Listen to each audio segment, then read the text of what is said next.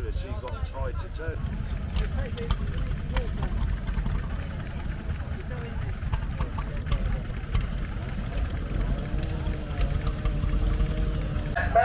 Was getting quite late for steam engines. The heyday of the steam engine was sort of 1900 onwards, but yeah, by 1931 they were well into their petrol and diesel rollers.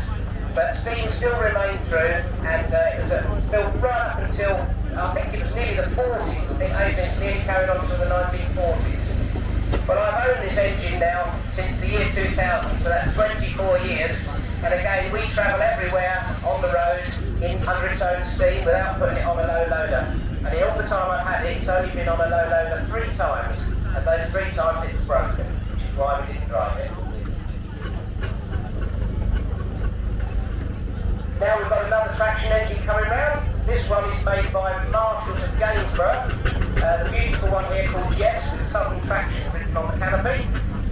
It's well turned out in traditional Marshall lining. You'll see all the beautiful pinstriping there. That's a very traditional paint style for this company. This engine, I think it worked in Tasmania. I was brought back to this country. So Marshalls, along with Avens and a lot of the others, were good exporters. Very good for company business, putting their products all around the world.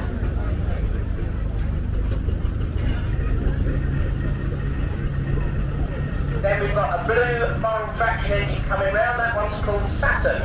This is probably one of the oldest engines on the site, being made in 1891. I mean, that's so old, it's just ridiculous really to think that this machine is still managing to do its day's work. If any of you saw earlier, it was over there on the saw bench in the wood sawing area, so it spent all morning cutting wood, which is a job it would have been used for in its working life. Barrel engines were built in Thetford, and I was lucky enough to go with the owner of this engine, Steve and Jim Bogdan, back up to Norfolk a couple of weeks ago, and we took it back to the Burrell Museum, which is where it was manufactured in 1891, and part of the original work still exists, the paint shop, and we were lucky enough to put the engine in the paint shop and have a load of photographs taken, so that engine hadn't been back in that shop for about 130 odd years, which was quite a remarkable feat.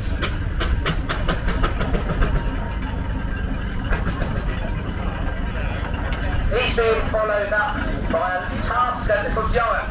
This is a B2 Tasker steam tractor. You'll notice it has rather large water tanks aside of the boiler. This was an experimental design to make the engines go a little further on water stops, because how you guys have to stop at a petrol station probably every 400 miles with your cars. These steam engines can only do up to say 25-30 miles on water. A steamroller might only do, a pub might say, oh, you can use our hose. Other times you use fire hydrants or water troughs, or if you can find a lake or a stream, they have a suction hose, a bit like a pump, where you can fill your tanks from that. He's being followed round by another steamroller. This is an Aving and Barford.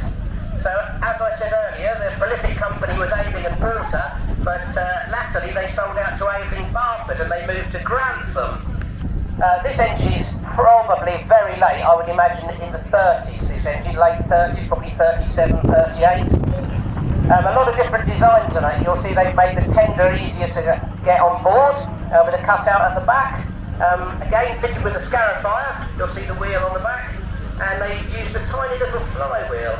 You'll see that the older engines have a big flywheel, which gives it better momentum, but the tiny flywheel on this one makes it easier for reversing. When you're rolling a road with a steamroller, the worst thing you can do is stop on the tarmac for a pause, because the rolls will create a dent. So if you can go from forward to reverse in a very, very quick time with a momentary pause, the job becomes a lot better.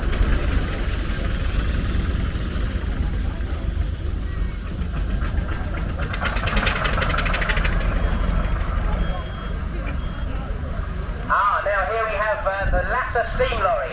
As I was talking about the Fodens earlier with the Overtype engine, here's a Sentinel with some very good friends of mine aboard. They come on special demand today at short notice.